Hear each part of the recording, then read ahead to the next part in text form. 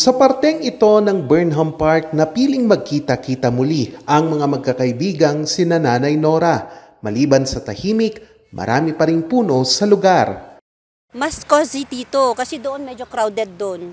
Medyo crowded doon. At least dito medyo mangilan-ngilan, di ba? Tapos tingnan mo naman, puno-puno ng trees, di ba? Maganda sa pakiramdam, masarap sa pakiramdam kasi mahangin. Ganun. Pero kung ang veteranong photojournalist na si JJ Landingin ang tatanungin, espesyal ang lugar na ito para sa kanya. Anya, kilala ang lugar na ito para sa mga mamamahayag sa pangalang Camp Pepot, Ilagan, kung saan isinasagawa kada taon ang Lucky Summer Visitor na programa ng Baguio Correspondents and Broadcasters Club, isang grupo ng mga journalist sa lungsod. May panata kasi ang local media na tulungan ng Baguio Tourism. So ang ginagawa kung their way of helping Baguio Tourism was to host mga first-timers sa Baguio kasi ang dami alam mo maski na matagal na mga nag-aakyat na mga bisita ng Baguio. May mga umaakit pa rin sa Baguio na first-timer. So dati-dati binibilang 'yan. Dito nagsasama-sama ang iba't ibang kawani ng media mula sa radyo, telebisyon at mga pahayagan. Kalaunan tinawag itong Camp Pepot Ilagan bilang tanda ng pag-alala kay Nicolas Pepot Ilagan, ang dating editor-in-chief ng sikat noong pahayagan sa lungsod na Baguio Gold Ore noong dekada 80. Saksi rito si JJ na nooy 17 anyos pa lang.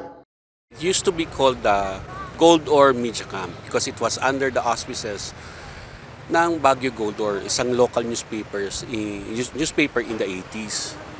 So, my brainchild noon ay ang editor-in-chief namin na si Camp Nicolas Pepot Ilagan. Yung telephone line, yung kuryente, lahat nagaling sa opisina ng Gold Ore. So, doon sinabit lang yon across the road papunta sa camp. So lahat ng supplies na nasa loob ng opisina namin for safekeeping, tas lahat ng activities across the street. Ganun lang. Matapos ang ilang dekada sa unang pagkakataon, ang media camp ay mabibigyan ng bagong mukha. Ito'y matapos pumirma sa isang Memorandum of Agreement ang Baguio Correspondents and Broadcasters Club at pamahalang lungsod ng Baguio para sa programang Adopt a Park. We really appreciate the fact na mismong mga members ng press, members ng media are also interested. At in fact, sila nga yung nag-volunteer. Yun ang maganda doon eh. We're not seeking them out. Instead, they volunteered. And isa sa pinakamagandang lugar dyan sa Burnham Park is the Picnic Grove. Linalo pa namin ito noon. Pinag-usapan namin ni Pigeon Lubin, sekretary ng BCBC, tsaka ni Saldi, nila Migs, nila Joseph, sina Freddy, yung mga kasama natin, na kailangan natin ituloy bago matapos yung taon natin, yung administration natin, kailangan matapos to para ituloy ng susunod. Base sa plano, aayusin ang mga daan sa media camp at madadagdagan ang mga upuan para maging pahingahan ng publiko. Isa sa ayos din ang mga lamesa at upuan sa lugar. Ang proyekto ay nagkakahalaga ng 500,000 pesos at kasama na rin ito sa rehabilitasyon ng Burnham Park. Parang pinopromote din natin dito yung pagtulong natin sa turismo.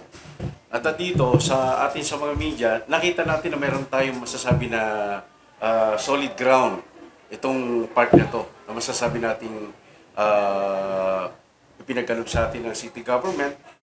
Pinasalamatan ni BCBC President Tom Picaña ang mga opisyales at mga miyembro ng media na nagbuklod-buklod para sa nasabing proyekto. Malaking bagay rin daw ang nasabing lugar para paigtingin palalo ang pagkakaisa ng mga media sa lungsod sa kabila ng banta ng paglaganap ng fake news at pagkawala ng ilang media outfit sa lungsod.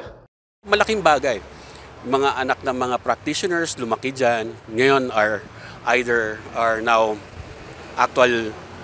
they became journalists themselves, or they became media workers related din sa trabaho. Yan. So, madaming mga kwento, madami ding mga na-solve na mga na hindi pagkakunawaan. Ang Camp Pepot Ilagan ay hindi lamang simbolo sa malaking ambag ng mga mamamahayag sa lungsod, kundi nagsisilbi na rin itong dambana para sa mga walang takot na naghahatid ng mga balita kahit buhay man ang maging kapalit. Charles Nicolimon para sa Luzon Headlines.